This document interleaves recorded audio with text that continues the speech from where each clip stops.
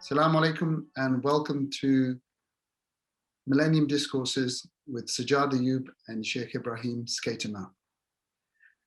We're going to be discussing gratitude and cracking the code.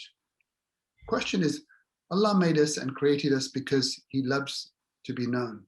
Some would say this doesn't befit Allah as it suggests neediness. What would you say to this?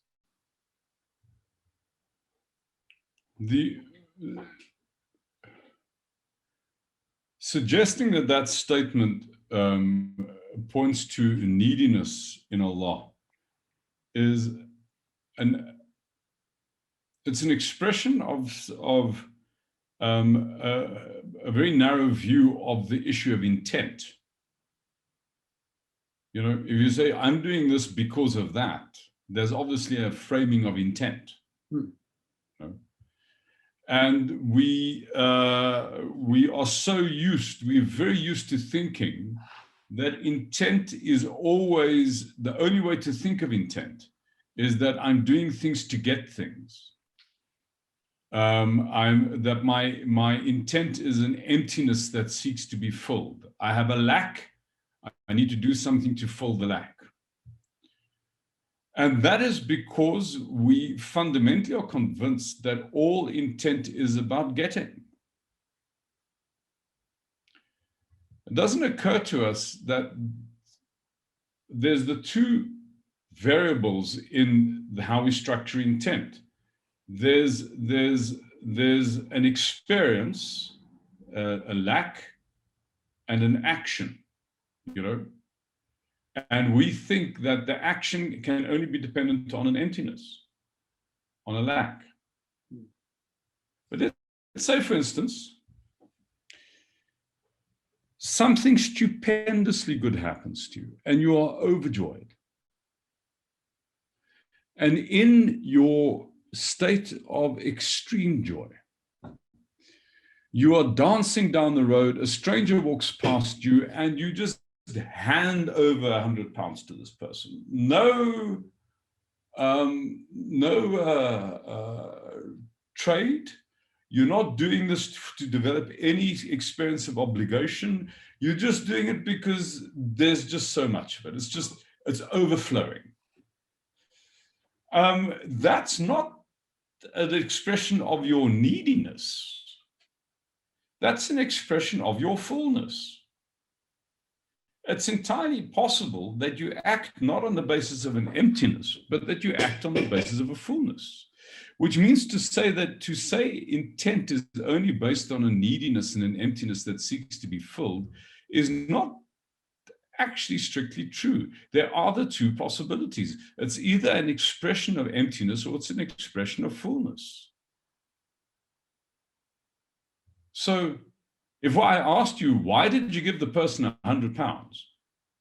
They said, I don't know, I wanted to give him £100. It was a part of this, me celebrating this wonderful experience that I have of having all of this boon, you know? I'm not doing it because I'm not even doing it because I saw he was needy and needed my help.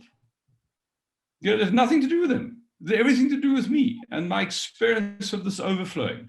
So I think that's why he created. He created to share his nature, which is abundant, which is overflowing, which is the essence of all good things and all boon, all blessing, is his nature. Now, it's not inconceivable that nature would seek to share itself. And to be known. You know, I have this joy. I seek the joy to be known. It's an overflowing.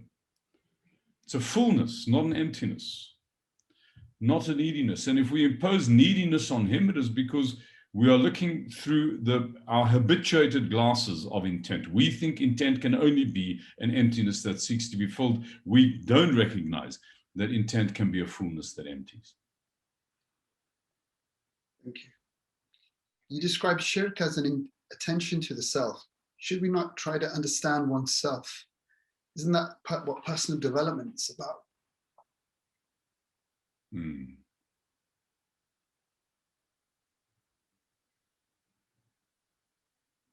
So let me just indicate why I think shirk is attention to self. We know that technically it means shirk means to ascribe partnership to Allah. And what does that mean? Well, I've been made to be in awe. I've been made to be worshipful and amazed with Him. So if I grant significance to anything other than Him, I am negating that charge. I'm making a partner to Him, making something other than Him significant. And the worst that I can do of that is to make myself significant. That's when it's like the mirror, the role of the mirror is to reflect the light. But if the mirror was self-conscious and it could look at itself, the moment it turns in on itself, it's no longer reflecting light. There's just darkness. And so the fundamental kind of first expression of darkness is to make the self significant, to make the self interesting. That is an expression of shirk, because La ilaha illallah, one of the many implications of that is there's nothing significant other than the significant. Because there's nothing worthy of worship other than the one who's worthy of worship. So to claim significance is to negate that statement. Now, there's a Castaneda passage somewhere, and I forget what book it's from, where Castaneda claims that the most difficult thing we contend with as human beings is self-importance. Self-importance is both the root of everything that is good in us, and it's the root of everything that's rotten in us, simultaneously. Let's consider why it should be the root of everything rotten in us. It is the root of everything rotten in us when we seek to demonstrate our own significance. When we try and be the one who's seen, when we try and be the important one, because then we are breaking the rule. It's the mirror trying to see itself.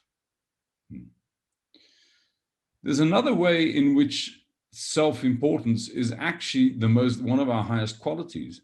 It is when it is you're dealing with the self is not in the spirit of trying to demonstrate and affirm the significance of the self, but it is an exploratory journey to find out how the self is actually constituted. Okay? So what actually happens behind, how does this work? Where this looking that's happening through my eyes, where does it come from? How is it constituted? How does it, that examination of how attention works is actually one of the highest things that we can do. So this statement that says shirk being attention to the self, it is only insofar as that you try and grant significance to the self. But when the attention is literally an investigation into the reality behind your eyes, how does this thing actually work? Then it's one of the most extraordinary things you can do. It's actually one of the most useful things you can do. So that's not entirely true as it stands. It's true and false. It's an ambivalence. It's both the expression of our biggest fault, our shirk, and it's actually an expression of our faith, because we know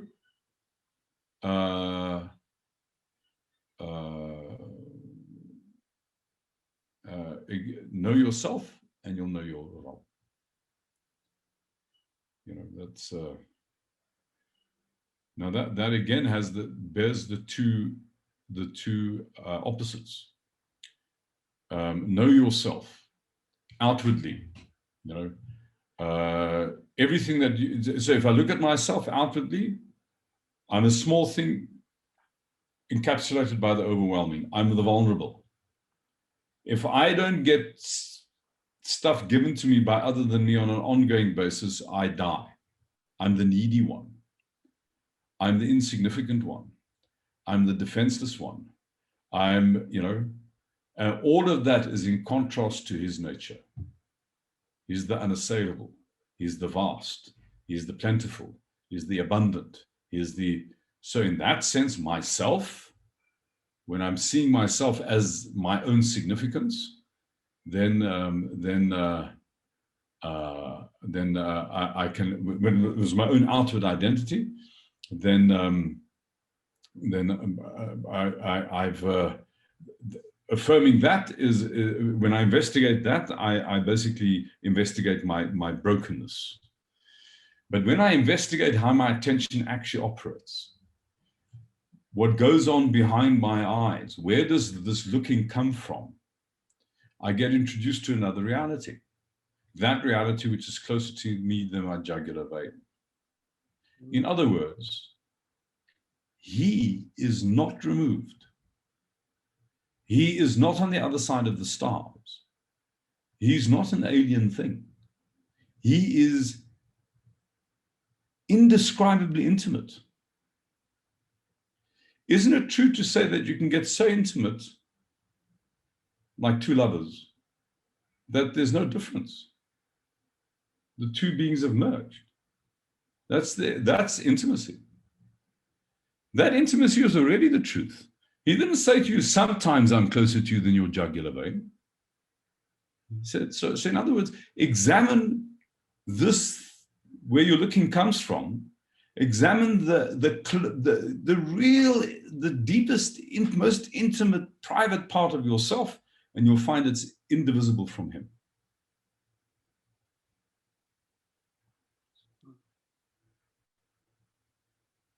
It is him. Thank you for that. Most of us have very much do have beatitude. Now, I'll do something and then I'll have something and then I'll be happy. And what you're saying here is be happy or grateful or appreciative. And then what you must do will flow out of that. Well, in fact, it's even a problem to describe it as must. It goes back to the description that we had before. You've got this incredible boon. You've got more money than you know what to do with. You walk past somebody spontaneously, the stranger in the street, you give them £100. Wonderful. Where's the must in that? Where's the sense of obligation in that? I mean, it makes nonsense of the idea. It's not obligation, it's joy. So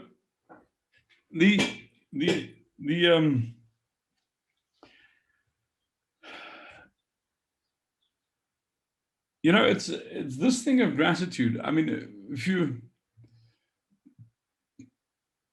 if you act unconditionally, if you give what is required of you without a spirit of negotiating, then the extraordinary thing that happens is that you receive more. And again, I mean, as we mentioned this previously, that Allah gives us our relationships with other people as almost like a practice ground for us to understand our engagement with Him. So, you give something to somebody, and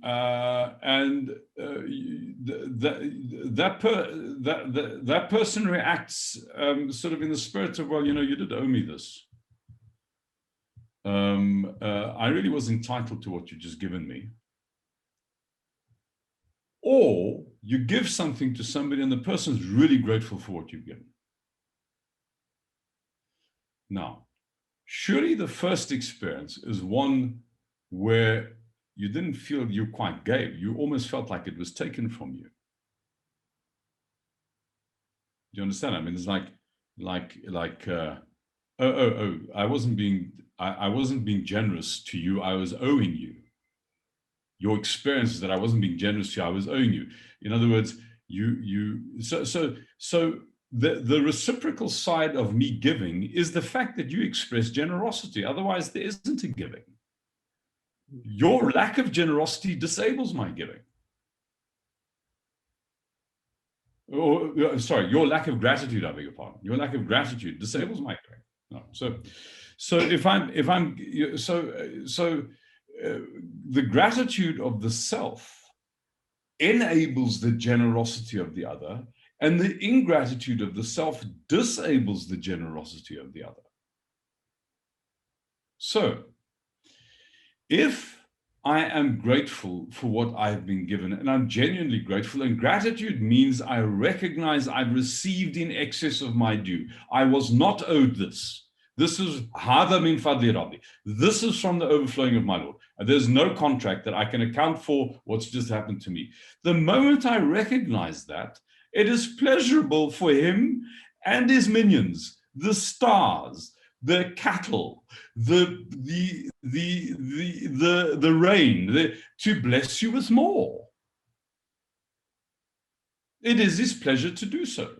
Because just in the same way as that it's pleasurable for you to give to somebody who's genuinely grateful, it's pleasurable for him and all of his minions to shower you with blessing. On the other hand, just like it's deeply unpleasant for you to give something to somebody who then expresses a sense of entitlement to what you've given, so too, it is deeply unpleasant for him.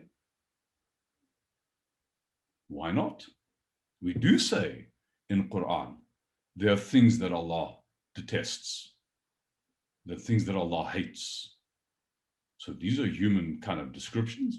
So why isn't there such a thing that the Lord of it all and his minions detest the one who's ungrateful?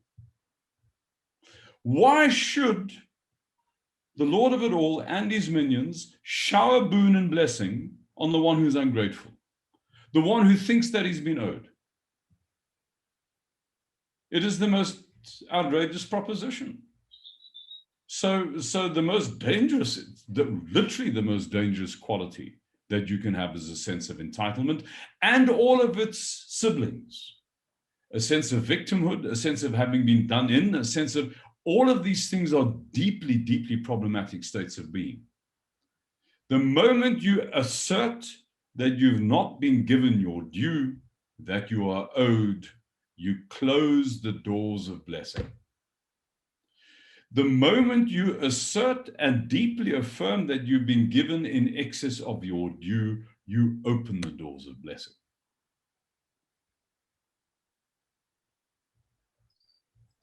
That's how it is. And how do you know it's your heart that's moving you to an action and not your ego? You don't. This is you don't. This is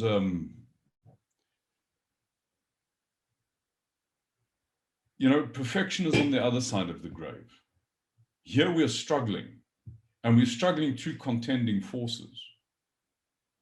We're struggling. The one is so in any moment that you're alive, you can either respond to the moment on the basis of what you want to get, or you can respond to the moment on the basis of what you should give, unconditionally. Those two possibilities face you in every moment. Now, as we mature, so you think of this rather as completely binary. Actually, what happens as we mature is that there's a change in the proportion of the mix of our intent. So if I'm absolutely immature, like an infant, it's clear that the world is there to give me. I don't have to do anything. So I'm owed unconditionally. And the more mature I become until I die, where I basically hand over everything unconditionally. So you have these two unconditional moments. And then as we move from the one to the other, there's in a sense a change in the proportion of the mix. In other words, our intent is a gray problem. It's not a black and white problem. That doesn't suggest that in gray there isn't a proportion which is black and a proportion which is white, but it is a gray problem, so it's never entirely clear. it is so complex that in one phase of your life, to act unconditionally doesn't necessarily mean that exactly the same thing is going to be true in another phase of your life. So, the easiest way to understand this is to look at the difference between old people and mature people, or that's the wrong word, and adults who have the responsibility of adults. So, as a responsible adult, your job is to make sure that the world around you works. I mean, you've got to look after. You've got to look after the kids. You've got to keep the job down. You've got to make sure the bond gets paid. You know, you've got lots of duties. These are onerous things, and they're exhausting, you know. And it's very important that you don't upset the neighbors. In fact, that's the whole project of the adult. Is keep the neighbors mollified and make sure you can pay the bond, you know, so the kids can get fed, you know, and that's what the adults do. And it's right that they do that, because if we can't let them all behave like anarchists. I mean, you have to feed the kids, etc. So Sajjad, be a good adult. But then there's a point in our lives where actually doing things to make the neighbors happy has within it, you see, within it, there's obviously a duplicity in the motive. Can you see that? I'm doing that. I don't necessarily want to smile at you and be nice, but, you know, we've got to, you know, live and let live. We've got to kind of get on with the neighbors. So I'm willing to go through a number of machinations pretty inauthentically to sort of appear like I'm sort of being tolerant and good-natured and all of that. And then suddenly you get invited to go and visit your aged great-grandparent, who's still quite sharp, but is now 95, going on 100, and is known to be quite a difficult cuss. And you go to his house, and it is mid-morning. He's just had his breakfast, and very embarrassingly, you can see he's got egg on his shirt. You see. And you know, initially you try and ignore this, but it does sort of, you know, every time you look at him, that egg just sort of leaps into your attention, and eventually you can't tolerate it anymore. You don't want to embarrass the old man, you know. You want to be, because you also don't want him to embarrass himself. You want him to look respectable, as adults should be respectable. You can't have egg on your shirt. So you say to him, Granddad, and his hearing's not very good anymore. I mean, his head is fine, but his hearing's not that good. So he sees you trying to say something. Ah, Granddad, you've got egg on your shirt. What? You've got egg on your shirt. So finally the message sinks in. He looks down and he sees indeed there is egg on his shirt. He looks in the eye and he says, listen, man, I can't see the egg on my shirt. Don't make your problem my problem. Have you experienced this with really old people? They don't give a brass farthing about the neighbors. Why should they? They're not trying to make anything work anymore. They're getting ready for the appointment with the boss. They're not here to be good people anymore. They're not holding up a facade of right behavior. So the point I'm trying to make, at one point in your life, being appropriate means being the good neighbor. At another point in your life, being appropriate means not giving a farthing about being a good neighbor. So this thing about what's the right thing to do is nuanced. It's never entirely clear. And it's precisely that it isn't entirely clear that means we need to keep ourselves on the carpet of humility. You see, because you can't ever be entirely sure. Have I really done the appropriate thing here? You won't know. So you try the best. It fails. With the benefit of hindsight, you realize, I shouldn't have done that.